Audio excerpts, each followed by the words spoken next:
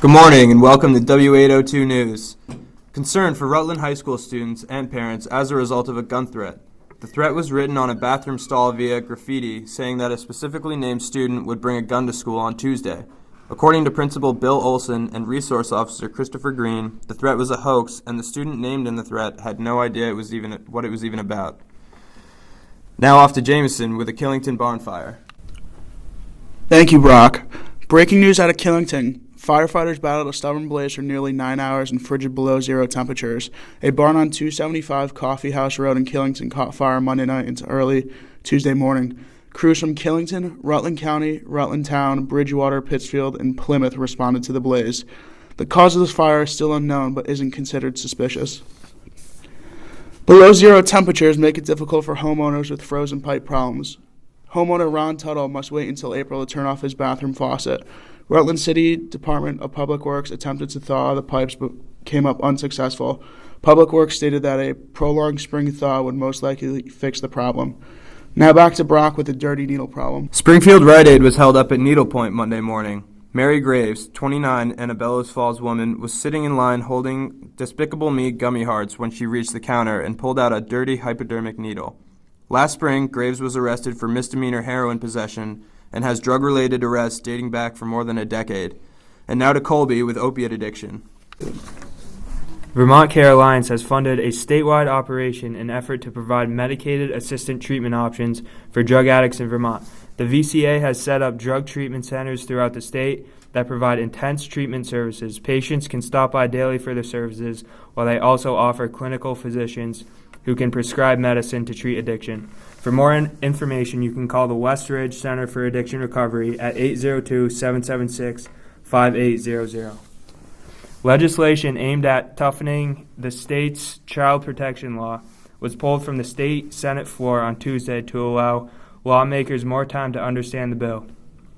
State Judiciary Committee Chairman Dick Sears requested a one-day delay in order to answer the persistent questions from constituents about the bill's contents. It has undergone several changes since the legislature reconvened in early January. A special legislative panel, the Committee of Child Protection, was formed after the homicides of 2-year-old Desiree Sheldon of Poultney and 15-month-old Peyton Gura of Winooski. Now off to Jake on national sports. World Cup Nordic skiers Jessie Diggins and Caitlin Gregg made history Tuesday for the U.S. and for Vermont. The American skiers became the first medalists and blew by the pre-race favorites. Diggins claimed second place and Gregg right behind her, winning a bronze medal. This historic race marked the first medals ever won by an American woman in any Nordic distance event at any world championship. This spring, the Red Sox have made a stir around the league, signing 19-year-old Cuban switch-hitting middle infield superstar Yoan Moncada with a hefty $31.5 million signing bonus. Due to the international signing bonus pool's tax rules, this means the Sox would be coughing up $63 million for a 19-year-old. Many people around the league think that is far too big a risk, but owner John Henry says the Sox have done their homework and feel that Moncada is worth the money. Boston opens the regular season April 6th against the Phillies. This Friday marks the opening ceremonies for the annual Special Olympics in Woodstock, Vermont. A weekend of competition, skiing, snowboarding, and more at Suicide Six will bring in thousands to this awesome event. Now to Jordan with Rutland basketball. The 4th-seeded Raiders of Rutland squared off against the 13th-seeded Patriots of Mount Anthony last Friday for some Division I boys playoff basketball. Keefe Gym, home of the Raiders, was the site of this matchup, the third Tuesday night game in 3 weeks, as the Raiders had little trouble handling the Patriots, advancing with a 62-44 victory in the first round. The Patriots were within striking distance in the third quarter, only down by 9, but the Raiders pulled away with the help of seniors Bailey Plant, who finished with 20 points, and Amari Brown, who finished with 17 points. The Patriots closed their season at 8-13. The Raiders moved to face 12th-seeded CVU, who upset 13th-seeded Middlebury earlier in the week. The game will be played at Keefe Gym in Rutland next Friday night. The Rutland cheerleading team claimed the Division I title on Saturday. Congratulations, Rutland cheerleaders. Castleton Skiing goes west as they head out to Bend, Oregon to compete in the national competition on March 4th.